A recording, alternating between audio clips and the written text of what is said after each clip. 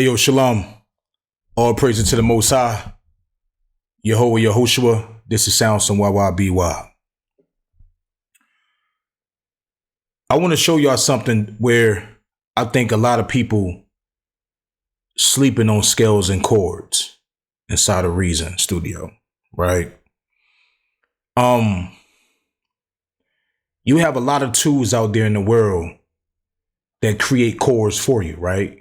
And then they get the chords, they just drop it in the DAW, they press play, plays the chords. That's fine.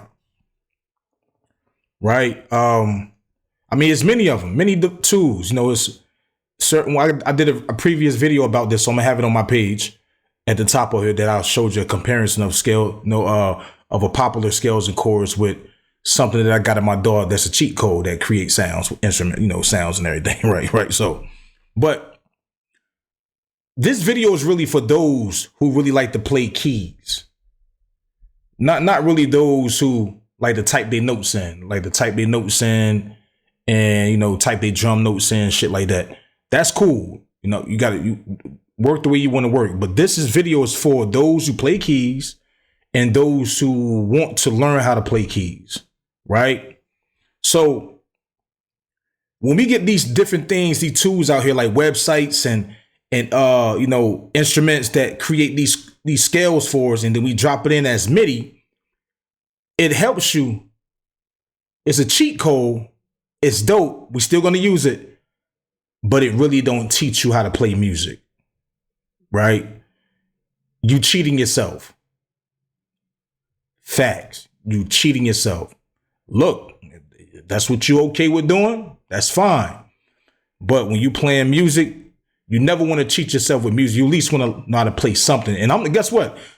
I'm not the illest person who play keys, but I can play certain chords, a little bit of chords. I could play, I could find something dope to play. But a person like me getting on the stage playing with a band, shit. Man, y'all, listen, man, I embarrass y'all. But when it come to making music and creating stuff and getting my bag, playing notes and flipping and bouncing and tweak, I'm in my bag. I got the ear for music. I was born that way. Understand what I'm saying? So don't get it twisted. So I'm letting you know where I stand at when I speak about this. So the signs, when it comes to music, I understand I got the ear for it. But playing the chords, you cheat yourself when you just dropping chords in. You're dropping chords in, you're building music around it. So what I want to talk about scales and chords is that compared to a lot of, a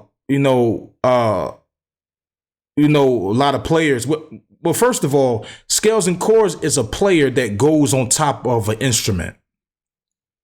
It's even one in Studio One that they got. It don't got nothing on scales and chords or chord sequencer. Like, I'm gonna be real with you. And what I'm really about to talk about is one of the reasons, right? So, for example, let's say you drop a sample in, and your sample, you want to build around this sample, right? And let's say the sample is a E, minor. See right here, it show you the note, the keys. That's an E minor.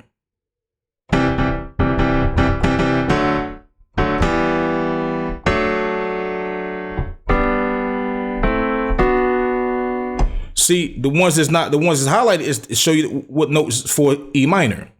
And then you can press filter notes, where if I press this wrong key, it won't play nothing. So at the same time, so when I'm playing my keys, so now, for example, let's say the song is an E B minor. So, okay, boom.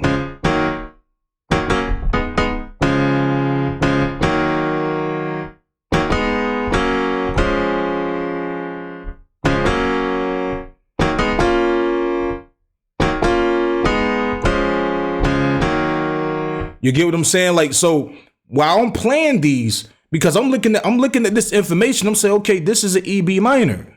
So as I'm playing it, it sound good. It's teaching me what an E B minor literally what it is, instead of me just dropping chords in and don't know what it is. Don't get me wrong. You got some people who type notes in, they can boom, boom, boom. Like they can open up the piano, and they can open up the piano and then, and just, type on, boom and then boom and boom and put that right there. So we're gonna put that right there and put that right there. I know one boy that use Reasons. He nice with that like that. To me, that's a slow process. That's too slow. By time I did, boom and boom and boom, like that and grab that and copy that down and go up and do like that and copy that down and do like this, shit like that. By the time I did all that, I done did all this.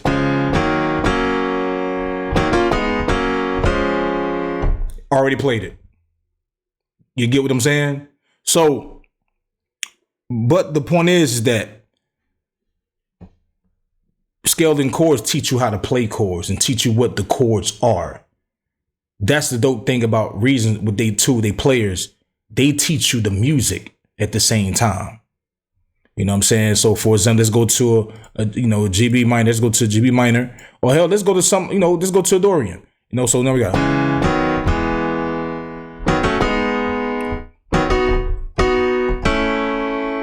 And then on top of that, if I want to go up on the octave, down on the octave, whatever, I can add another note to it. Let's go to another note to it. And then as I'm playing it, I'm sending it right here. Let's go to 1. So if I just go to chords and turn chords off, that's the single note.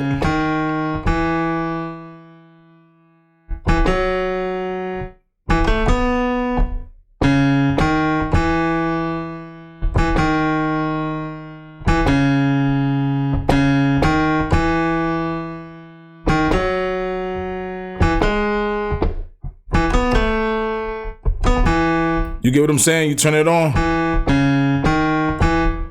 Bring that chord up to 3 right quick.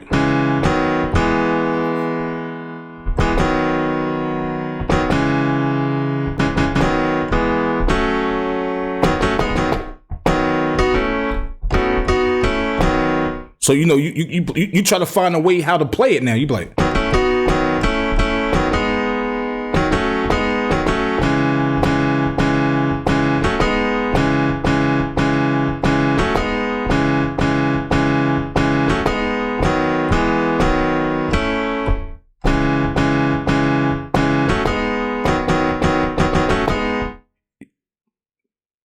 You learn how to play chords. You learn how to play chords, or you at least learning how to know what the GB Dorian is at scale. You at least learning the scales. Really know the chords. When you look at right here, you get to see what it's playing. Boom. It's playing that. You get to identify what it's playing. You know what I'm saying? So, in short words, that's my point. And then not only that, now let's go back to players and let's go drop the chord sequence in, right?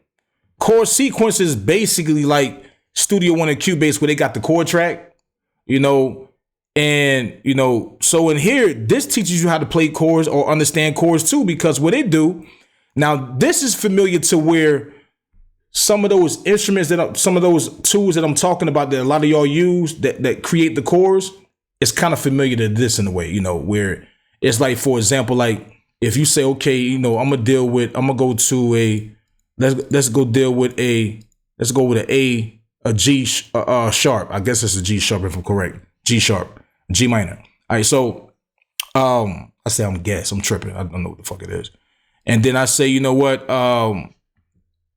If I just want to clear this out, if I want to clear this out, I can reset the device and I can just go down, or I can go to like a certain genre. Let's go to soul and go to neo soul. It's a neo soul style, right? So each one of these tools you go to, it has that different style of music. So if a person be like, yo, I'm looking for I want to play like I want to, do like some smooth blues R&B. So you go to smooth blues R&B, you select that right there. And, hold on. So you got these, let me get it right. You got these tools, right? So you got, I guess these play, hold on. These play, let me get it right. These play, okay, let's go to Smooth Lounge, right? Smooth Lounge, let's put it right.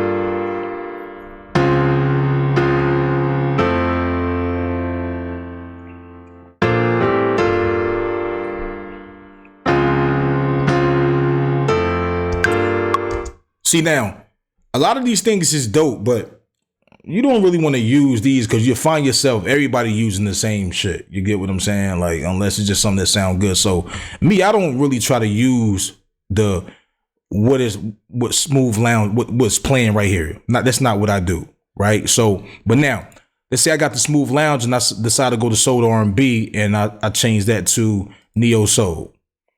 So now just play it.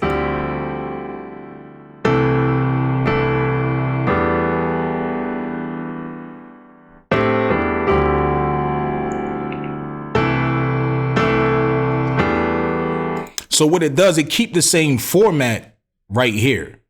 If you notice that it does, hold on, it doesn't change. Now let's go to soul R&B smooth blues, right? So let's see what that do. So see, you got 1/4, 5/8. So 1/4, it doesn't change, still the 3, and we still got it on smooth lounge. So let's run this.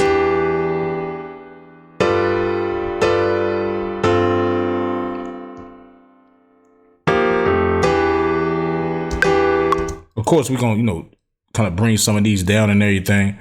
I think it's like a faster way you could do this. Hold on. Make it a little softer. So boom.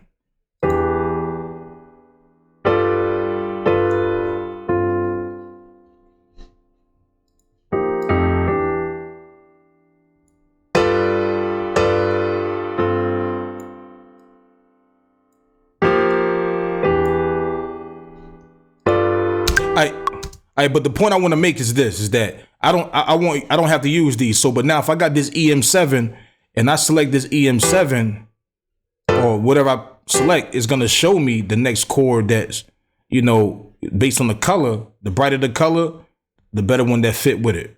So, for example, I can get this EB9 and I could drop this right here. Or I can just get this EB9 and drop it halfway right here. Boom.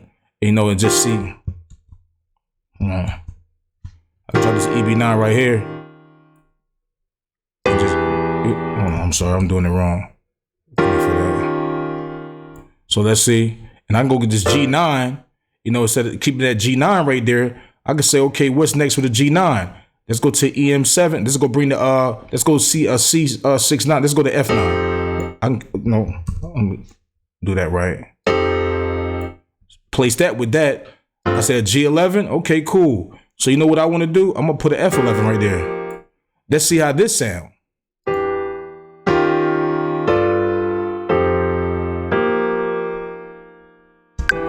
So what I would do, let me just move this out the way. I'm gonna move this one out the way. And then bring that right here.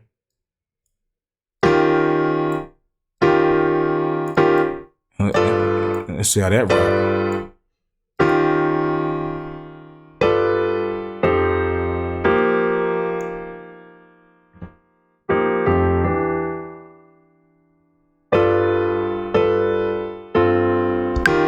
Not only that, you still can play it too.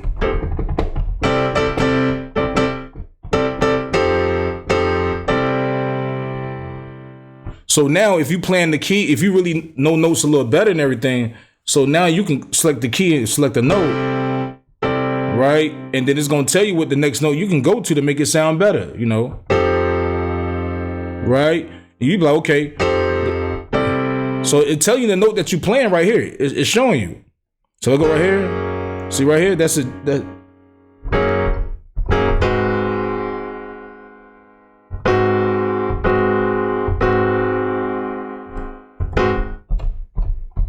Hold on.